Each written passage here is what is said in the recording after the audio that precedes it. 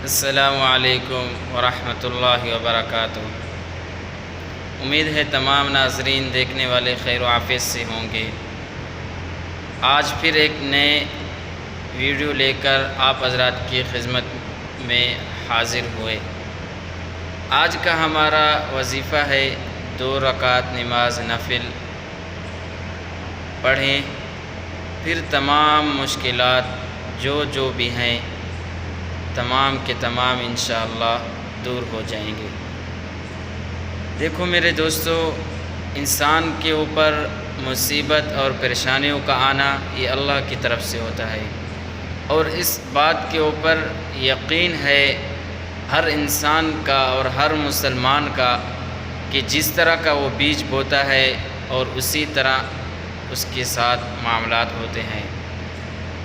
آپ کو مثال دیتے ہیں، اگر آپ بیج آم کی بوئیں گے تو آم ہی نکلے گا، کھجور نہیں نکلے گا۔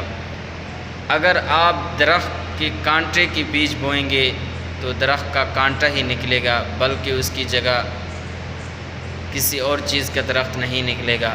تو ہم جس طرح کے اعمال کریں گے تو اسی طرح اللہ رب العزت فیصلے کرتا ہے۔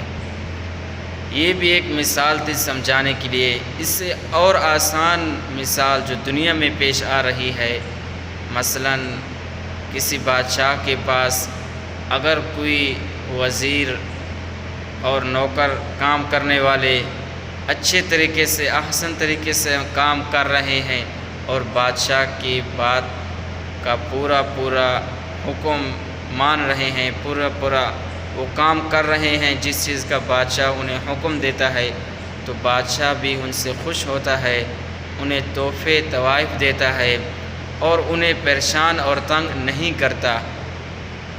اور اسی طرح جو وزیر جو مزدور بادشاہ کی بات نہیں مانتے، تنگ کرتے ہیں، تو بادشاہ بھی انہیں طوائف وغیرہ تحفے وغیرہ نہیں دیتا، بلکہ ان کے سزا دیتے ہیں اور آخرکار انہیں یا تو سزا موت یا تو قید میں ڈال دیتے ہیں۔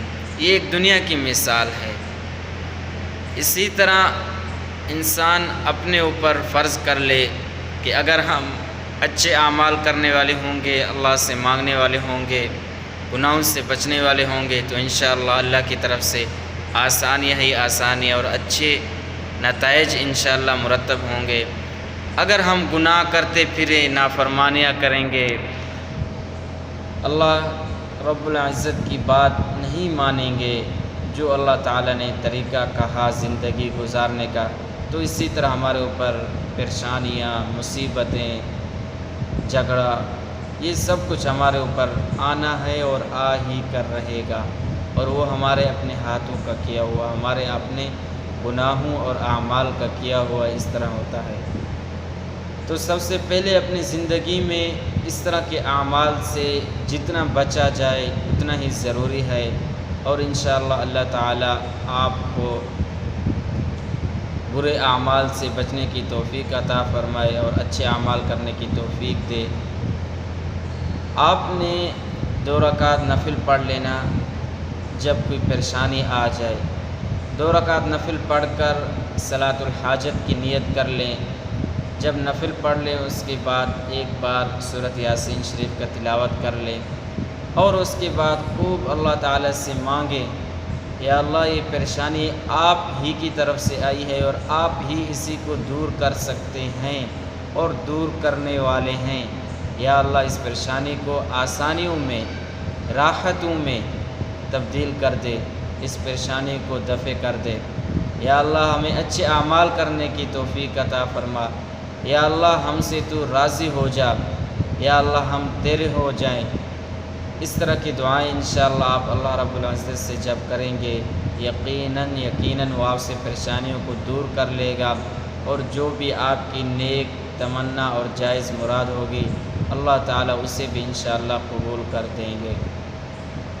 یہ تھا ہمارا آج کا مختصر سا ویڈیو۔ اگر آپ حضرات کو اچھا لگے تو ایک پیارا سا کمنٹ کر دیں، اور صدقہ جاریہ کی نیت سے اپنے دوستوں میں، رشتہ داروں میں اس بات کو، جو بھی بات آپ کو اچھی لگے اور جو بھی نیکی کی بات ہو، اپنے دوستوں تک پہنچانے کی کوشش کریں، اس میں آپ کا بھی حصہ ہو جائے گا اگر وہ ایک نیکی کا کام کرتا ہے۔ ٹھیک ہے، آج کے لیے اتنا ہی مختصر سا ویڈیو، چاہتے ہیں آپ سے اجازت، پھر انشاءاللہ اگلی ویڈیو میں ملیں گے۔ جزاک اللہ۔